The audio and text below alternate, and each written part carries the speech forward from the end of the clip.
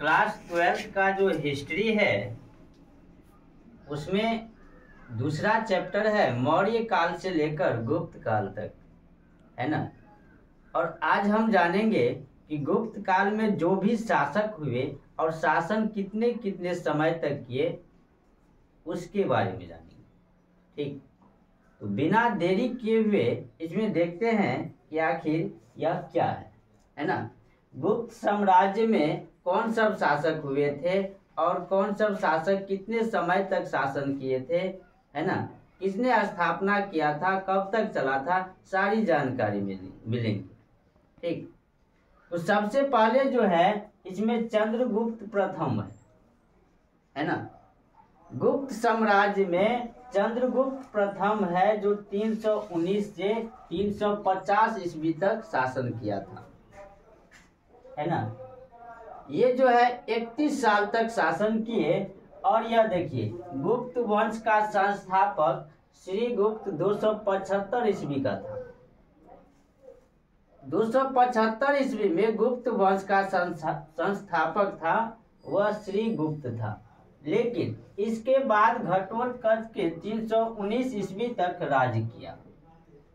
और चंद्रगुप्त प्रथम गुप्त वंश का शक्तिशाली शासक था।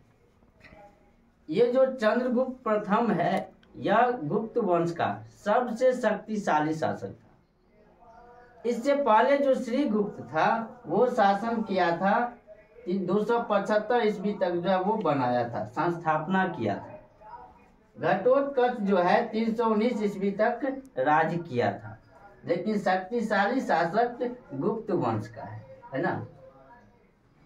इसे गुप्त 319 का प्रवर्तक माना जाता है ना। गुप्त वंश का इसको प्रवर्तक माना जाता है। किसको?